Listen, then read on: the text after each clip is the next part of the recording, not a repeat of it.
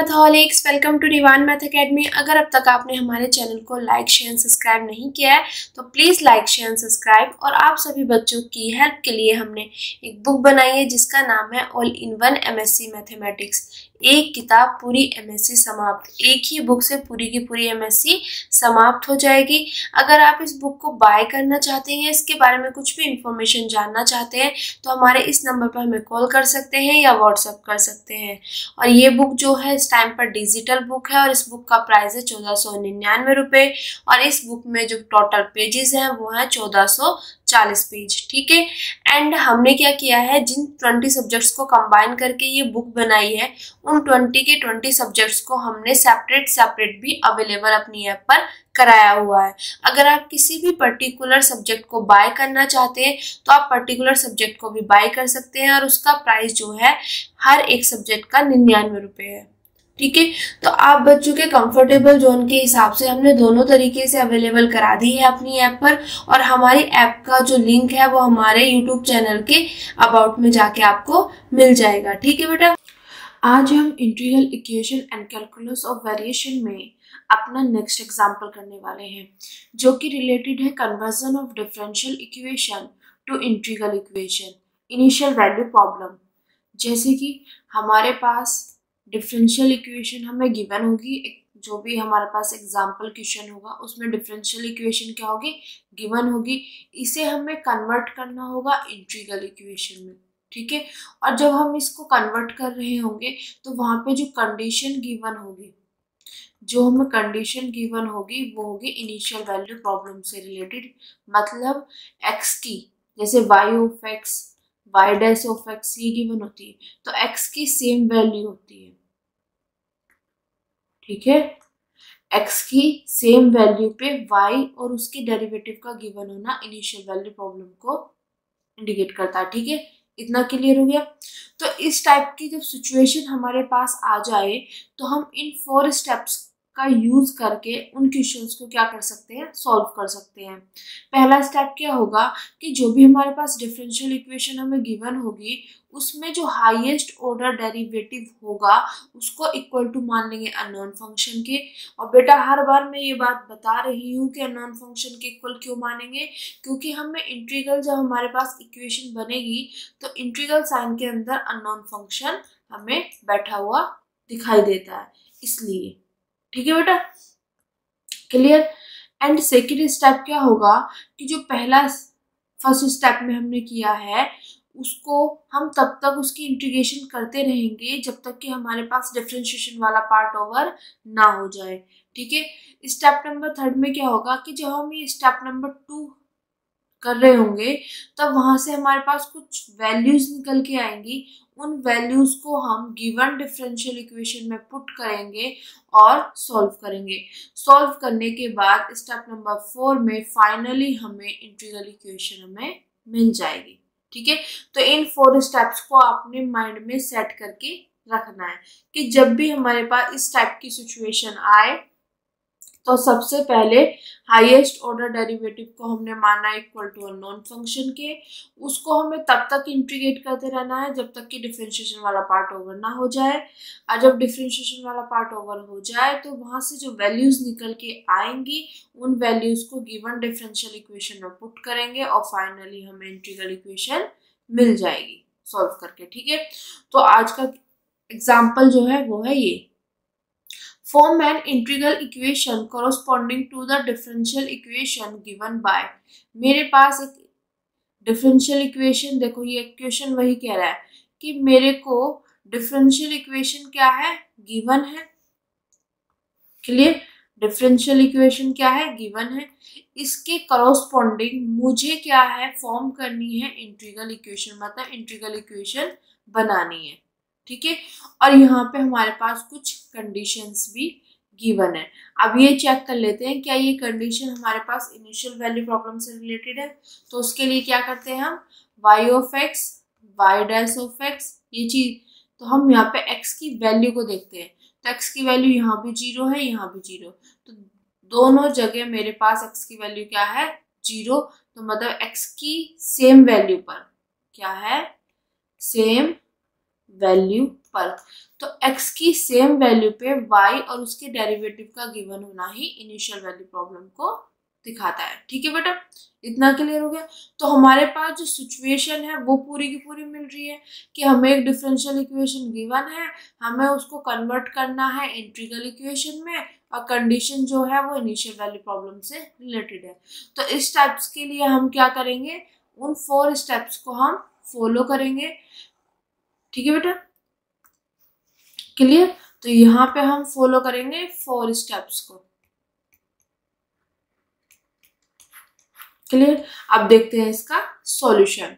Solution, here the given differential equation is, यहाँ पे जो हमारे पास लिखने का पैटर्न होता है, तो हमारे पास यहाँ पे जो गिवन डिफरेंशियल इक्वेशन है वो लिख दी। ठीक है, this is equation number first with initial condition. हमारे पास जो इनिशियल कंडीशन है वो भी हमने यहाँ पे लिख दी। This is equation number 2।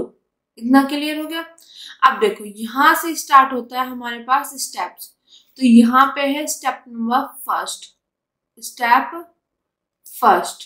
ठीक है, अब देखो जब 4 स्टेप हम यहाँ पे करेंगे तो स्टेप हमारे पास फर्स्ट क्या कहता है। स्टेप फर्स्ट कहता है बेटा कि जो भी हमारे पास डिफरेंशियल इक्वेशन है उसमें जो हाईएस्ट ऑर्डर डेरिवेटिव है, क्या है, हाईएस्ट ऑर्डर डेरिवेटिव, उसको इक्वल टू मानेंगे हम अननोन फंक्शन के। कोई डाउट बेटा यहाँ तक? ठीक है, अब देखो हमारे पास है differential equation this.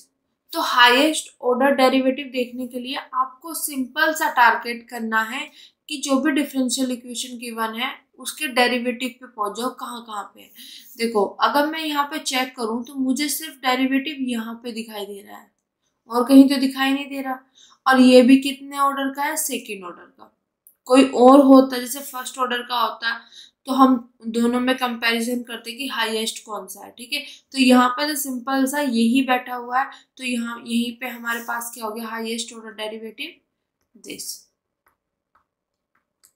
Equal to unknown function. This is equation number third है यहाँ पे। ठीक है, this is the step number first. Highest order derivative को इक्वल टू मानना है unknown function. Highest order derivative, देखो डेरिवेटिव पे चले जाओ, जितने भी डिफरेंशियल इक्वेशन में डेरिवेटिव होंगे ना उन सभी पे चले जाओ। उन पे जाने के बाद जो सबसे हाईएस्ट होगा उसको लिख दो। तो यहाँ पे तो सिर्फ यही बैठा हुआ है, तो यही हाईएस्ट ऑर्डर डेरिवेटिव है। ठीक है बेटा, क्लियर हो गया। अब यहाँ तक हमें आ गया समझ। स्टेप नंबर फर्स्ट का काम खत्म। अब आता है स्टेप नंबर 2। अब स्टेप नंबर 2 क्या कहता है कि जो भी मेरे पास ये आया है इसको हम तब तक इंटीग्रेट करेंगे जब तक कि इसका डिफरेंशिएशन वाला पार्ट ओवर ना हो जाए। तो देखो सिंपल सी चीज है, मेरे पास ये है, इतना क्लियर हो गया बेटा। अगर मैं इसको एक बार इंटीग्रेट करूंगी तो मेरे पास क्या आ जाएगा, एक कम। फिर मैं एक बार और इंटीग्रेट करूंगी तो मेरे पास आ जाएगा दिस। तो यहाँ देखो, यहाँ से एक बार इंटीग्रेट किया तो मेरे पास एक कम हो गया, यहाँ डेरिवेटिव अब भी है। जब एक बार और इंटीग्रेट करूंगा तो डेरिवेटिव वाला पोर्शन खत्म, खलास। ठीक है, तो इसका मतलब क्या है कि मुझे यहाँ पे 1 टाइम मतलब एक बार इंटीग्रेट, फिर 2 टाइम, मतलब इंटीग्रेशन जो करनी है हमें यहाँ पे 2 बार करनी पड़ेगी, तब जाके हमारे पास डिफरेंशिएशन वाला पार्ट क्या होगा, ओवर हो जाएगा। क्लियर है? ठीक है, तो स्टेप नंबर 2 में आपको ये चीज समझ आ गई होगी कि हमें क्या करना है कि जो भी हमारे पास इक्वेशन थर्ड है इसको एक बार इंटीग्रेट करेंगे, उसके इंटीग्रेट करने के बाद मुझे ये मिलेगा, फिर इसको एक बार और इंटीग्रेट करेंगे तब हमें फाइनली ये मिलेगा। ठीक है, अब स्टेप नंबर 2 पे चलते हैं। ठीक है बेटा, तो स्टेप नंबर 2 स्टार्ट होता है बेटा यहाँ से। क्लियर? तो देखो integrating third with respect to x from 0 to x we get. अब देखो यही चीज होता है जब हमने आर्टिकल किया था कि हमें इंटीग्रेट करना है विद रिस्पेक्ट टू एक्स, इतना तो क्लियर था। कहाँ से, फ्रॉम a to x करते थे। तो a हमारे पास वहां पे क्या होता था, यहाँ पे y of a, y dash of a। तो a की वैल्यू मेरे पास यहाँ पे क्या है 0, तो वही चीज यहाँ पे है कि 0 to x हमें करना है, जो लिमिट ले रहे हैं हम 0 to x ले रहे हैं। क्लियर बेटा? अब देखो यहाँ पे इसको सॉल्व मतलब इसको इंटीग्रेट कर दिया विद रिस्पेक्ट टू x और लिमिट यहाँ पे 0 से x तक ली, ठीक है, और इसको सॉल्व करके मेरे पास ये आ गया। अब ये कैसे आया वो चीज मैं आपको बता रही हूँ, ठीक है बेटा।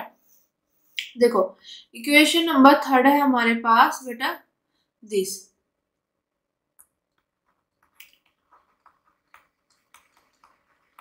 ये है इक्वेशन नंबर 3। अब हम इसको इंटीग्रेट कर रहे हैं बेटा, तो इंटीग्रेशन कर रहे हैं हम विद रिस्पेक्ट, इंटीग्रेशन कर रहे हैं विद रिस्पेक्ट टू x, तो दोनों साइड है integration with respect to x, इतना क्लियर, ठीक है। कहाँ से कहाँ तक? 0 से x तक, 0 से x तक, ठीक है, और ये u of x as it is. अब यहाँ पे मेरे पास ये एज इट इज, इतना क्लियर हो गया बेटा, ठीक है, जो स्टेप है। अब इस पोर्शन को बेटा सेम स्टेप्स चल रहे हैं इस टाइप के क्वेश्चन में, 0 से इंटीग्रेशन 0 to x, ठीक है। अब इसको मैं ये लिख सकती हूँ, क्लियर बेटा। अब ये चीज, अब ये वाला पोर्शन मेरे पास सेम चलेगा, कोई दिक्कत यहाँ तक, ठीक है, दिस, ठीक है। अब यहाँ पे मेरे पास जो रिमेनिंग बचा बेटा वो बचा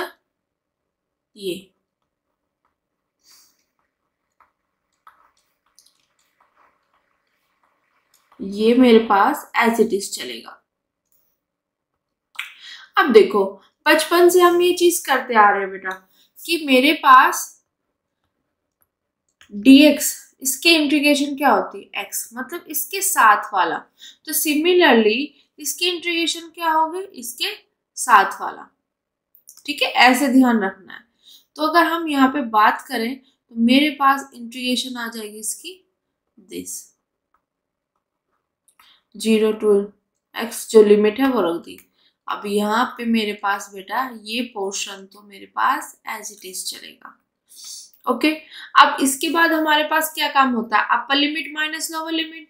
फिर upper limit minus lower limit रखने से पहले मैंने आपको बताया हुआ है कि हम इसको इस तरीके से भी तो डिनोट करते हैं y डैश x, ठीक है, ये हमारा सिर्फ रिप्रेजेंटेशन वाला फंडा है। तो मैं यहाँ पे जब लिमिट रखूंगी तो कंफर्टेबल जोन के लिए इसकी जगह रख दूंगी ये, ओके, कि मुझे ये चीज पता है जहां मुझे जरूरत है मैं ये लेके चलूंगी, जहां मुझे जरूरत है मैं ये लेके चलूंगी, ठीक है। तो upper limit minus lower limit, clear, equal to ये वाला पोर्शन बेटा एज इट इज, कोई दिक्कत। अब देखो यहाँ पे ये किसके इक्वल है, मैंने वही चीज बोली, जब मुझे इससे काम नहीं चल रहा था तो मैंने ये वाला ले लिया, अब मुझे वापस यही चाहिए तो इसकी जगह मैं वापस यही ले दूंगी dy/dx माइनस। अब y डैश 0 की वैल्यू क्या होती है हमारे पास, क्या दी हुई है यहाँ पे, इक्वल टू 1, तो इसकी जगह बेटा यहाँ पे हम क्या लिख देंगे 1 इक्वल टू दिस, कोई दिक्कत बेटा। और यहाँ से फाइनली हमारे पास dy/dx इक्वल टू आ जाएगा, ये इधर माइनस में है तो इधर आके बेटा प्लस में, तो मेरे पास ये पोर्शन आ जाएगा, ठीक है, बात समझ आ गई। अब आप चेक कर सकते हो dy/dx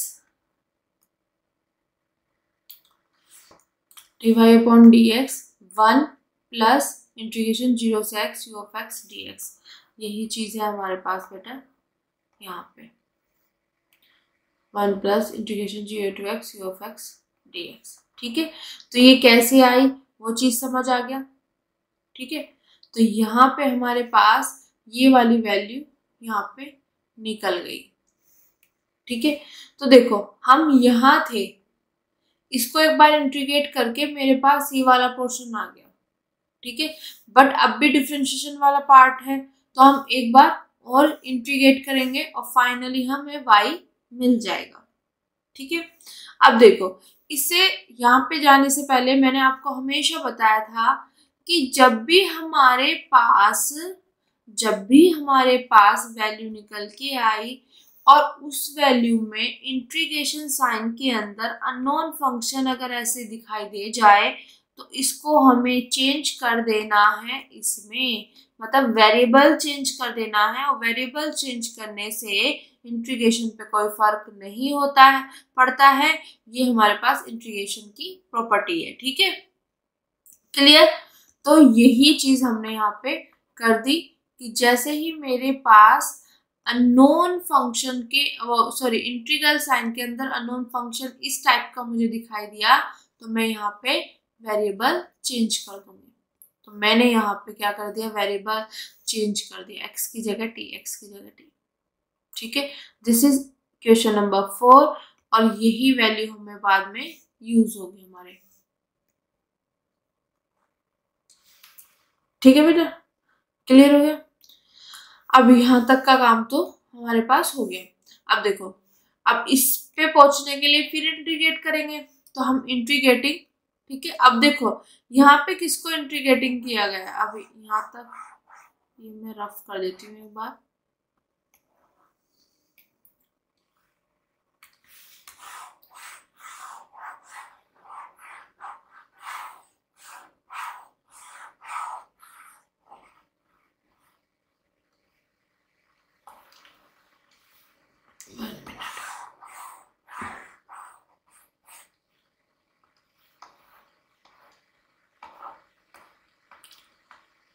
यहाँ पे देखो,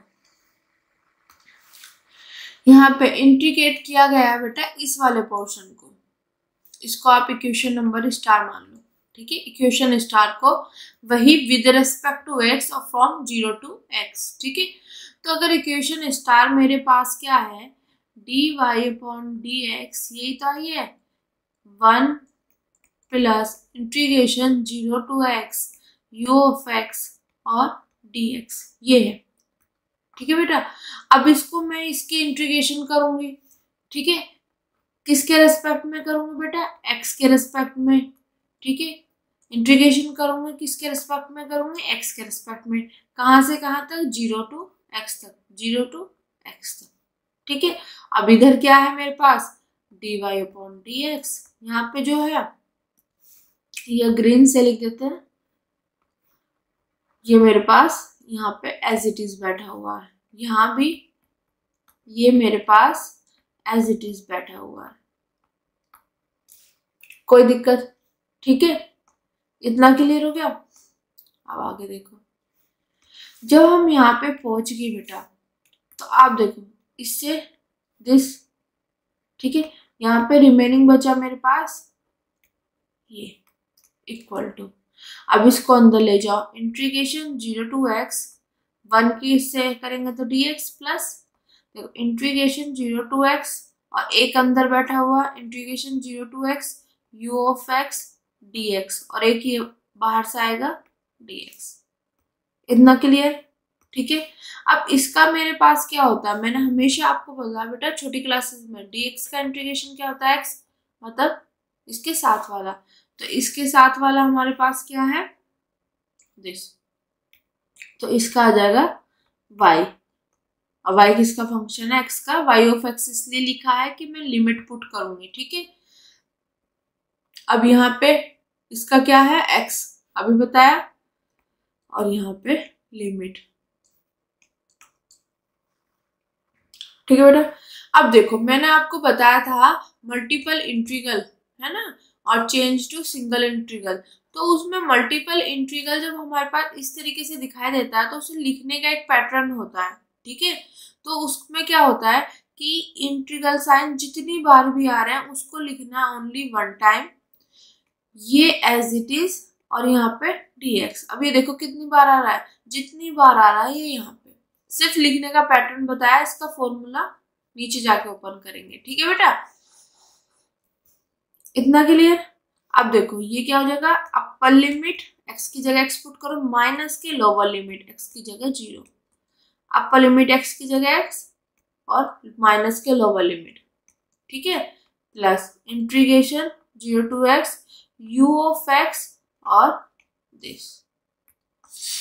क्लियर? अब देखो y ऑफ 0 की वैल्यू क्या है मेरे पास, यहाँ पे दी हुई है 0, देखो बेटा कंडीशन में, ठीक है, तो वो वैल्यू हम यहाँ पे क्या कर देंगे बेटा पुट, तो मेरे पास आ जाएगा, इसकी वैल्यू 0 पुट करेंगे तो दिस माइनस 0, तो यही आ जाएगा इक्वल, ठीक है, और x minus 0 this x, this integration 0 to x u of x और दिस।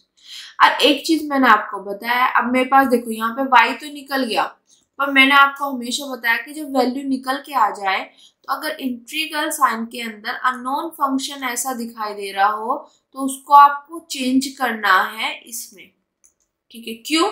क्योंकि मुझे इंटीग्रल इक्वेशन जब हमें मिलेगी तो वो इंटीग्रल साइन के अंदर इस टाइप में मिलेगी, ठीक है, तो हम ये चीज चेंज कर दे बेटा, तो यहाँ पे हम वेरिएबल चेंज कर देंगे और सब चीजें एज इट इज है, ये चीज एज इट इज, बस यहाँ पे हमने वेरिएबल चेंज कर दिया। अब आप देख लो यही चीज हमारे पास आई हुई है, y of x equal to x,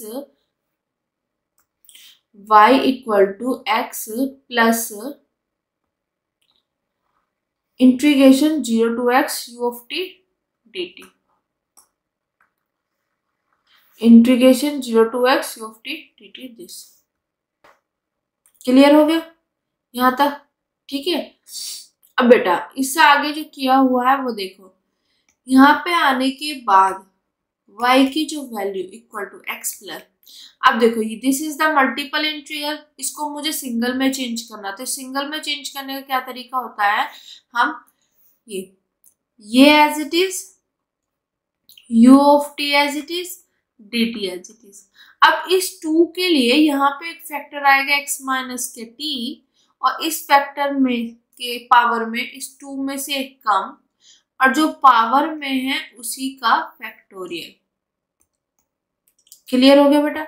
अब इसको सॉल्व कर लो, x प्लस, ठीक है, integration 0 to x, x minus t, t की पावर 2 माइनस के 1 1, तो ऐसे लिख सकते हैं, अपॉन में 1 फैक्टोरियल और u ऑफ t dt, ठीक है।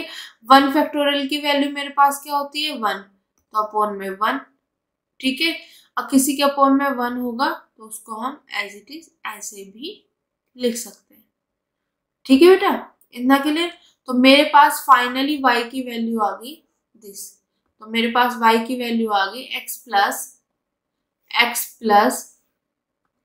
Plus integration 0 to x, x minus k t u of t dt, integration 0 to x, x minus k t u of t dt, ठीक है बेटा। तो फाइनली हमारे पास ये वैल्यू भी निकल गई। अब देखो यहां से मेरे पास ये था, पहली बार इंटीग्रेट किया स्टेप नंबर 2 में, तो मेरे पास ये निकल के आ गया, ठीक है, फिर दोबारा इंटीग्रेट किया तो मेरे पास यहाँ पे y की वैल्यू ये निकल के आ गई, तो मेरे पास यहाँ से ये दोनों वैल्यू निकल के आ गई। क्लियर? अब स्टेप नंबर हमारे पास, ये रफ कर दो बेटा यहाँ से, ठीक है। स्टेप नंबर 3 क्या कहता है कि जो वैल्यू निकल के आई है, ये जो वैल्यू हमने ली है पूरी की पूरी, इनको मैं पुट कर दूंगी गिवन डिफरेंशियल इक्वेशन में, ठीक है, तो वही काम हम यहाँ पे करेंगे। तो दिस इज स्टेप नंबर 3 यहाँ से, तो putting the values of this and this, कौन कौन सी इक्वेशन से, इसकी वैल्यू फ्रॉम 3rd, इसकी वैल्यू फ्रॉम 4, इसकी वैल्यू फ्रॉम 5 इन फर्स्ट क्या है मेरे पास गिवन डिफरेंशियल इक्वेशन, ठीक है, कि जो भी वैल्यू निकल के आएंगी उनको गिवन डिफरेंशियल इक्वेशन में क्या करना है, पुट करना है, और फिर मैं उनको क्या करूंगी, सॉल्व करूंगी, सॉल्व करके फाइनली हमें इंटीग्रल इक्वेशन मिल जाएगी। अब देखो हम इसको सॉल्व करते हैं, पहले मैं इसको क्या कर दूं बेटा यहाँ से rough,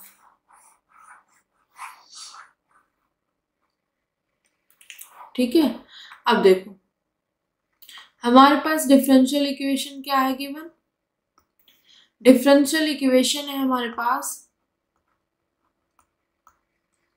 plus y equal to cos x, ये डिफरेंशियल इक्वेशन है। ठीक है, अब यहाँ पे मुझे वैल्यू पुट करनी है। अब इसकी वैल्यू मेरे पास क्या है, इसकी वैल्यू जो मैंने मानी अननोन फंक्शन, तो इसकी वैल्यू है बेटा मेरे पास यहाँ पे मैं पुट करूंगी दिस, प्लस y की वैल्यू मेरे पास क्या निकल के आई, ये तो रख दो integration 0 to x minus k t u of t dt plus k x equal to cos x, value put कर दी, जो जो था उसी की वैल्यू हमने यहाँ पे पुट कर दी। अब देखो मुझे क्या निकालना है यहाँ से, u ऑफ x, तो जो ये वाला पूरा का पूरा पोर्शन है मैं इक्वल टू के इधर ले जाऊं। ठीक है, तो cos x तो इधर एज इट इज बैठा हुआ है बेचारा, तो ये प्लस के x से इधर जाके क्या हो जाएंगे बेटा माइनस के x, ये यहाँ पे प्लस का तो इधर जाके क्या हो जाएगा माइनस का, u ऑफ t और बेटा dt। इतना क्लियर हो गया। अब बस कुछ नहीं करना, इसको यहाँ पे थोड़ा सा रिप्रेजेंट किया हुआ है कि cos x minus k x minus this integration 0 to x minus k t u of t और dt, this is the answer. u of x equal to cos x minus k x minus integration 0 to x minus k t u of t dt। ठीक है, तो ये finally हमारे पास जो हमें मिल जाती है, ये मिल जाती है इंटीग्रल इक्वेशन, और दिस इज स्टेप नंबर 4 जो हमें आंसर मिलता है। ठीक है, अब नीचे लिखा हुआ है बेटा which is the required Volterra integral equation of second kind. अब ये चीज तो आपको पता ही है बेटा, वोल्टेरा में क्या होता है हमारे पास फ्रीडोम और वोल्टेरा दो होती है, तो वोल्टेरा में यहाँ से a से x जाते हैं और फ्रीडोम में a से b, मतलब यहाँ पे दोनों के दोनों कांस्टेंट होते हैं, ये फ्रीडोम का होता है। बट अगर यहाँ पे हमारे पास वेरिएबल आ जाता है तो दिस इज द वोल्टेरा, देखो यहाँ पे x है ना, तो दिस इज द वोल्टेरा। ठीक है, तो ये चीज तो समझ आ गई होगी आपको। एंड जो दूसरी चीज है वो है सेकंड काइंड, तो अगर आप याद करोगे जो शुरू में मैंने बताया था, तो वहां पे हमारे पास होता था v of x u of x plus के f ऑफ x, ये एक जनरल फॉर्म होती थी, प्लस के लैम्डा इंटीग्रेशन, ठीक है, a टू x, क्योंकि वोल्टेरा की बात करें तो a टू x, ठीक है, के x T u of t and dt, ये होती थी ना फॉर्म। तो सेकंड काइंड के लिए क्या होता था बेटा, यहाँ पे जो ये v ऑफ x है इसकी वैल्यू क्या होती थी इक्वल टू 1, तो अगर मैं इसकी इक्वल टू 1 यहाँ पे रख दूं तो मेरे पास फॉर्म निकल के आती थी this a to x k x T u of t और dt। तो आप चेक कर सकते हो कि जो हमारे पास आंसर आया वो इसी फॉर्म में आया, u of x equal to f of x, ठीक है, plus lambda integration a to x k x t का फंक्शन है u ऑफ t dt। ठीक है, तो इसीलिए हमने यहाँ पे वोल्टेरा बोल दिया, इसलिए क्योंकि यहाँ पे वेरिएबल बैठा हुआ है। ठीक है, दूसरा सेकंड काइंड इसलिए बोला कि यहाँ पे जो vx की वैल्यू वो क्या है 1 है, तो this is the second kind. Okay, तो आई होप आज का लेक्चर आपको अच्छे से समझ आ गया होगा। अगर आपको मेरे वीडियोस मेरे लेक्चर्स पसंद आ रहे हैं तो प्लीज लाइक शेयर सब्सक्राइब और उन बच्चों तक जरूर पहुंचाएं जिनको इनकी नीड है। Thank you so much.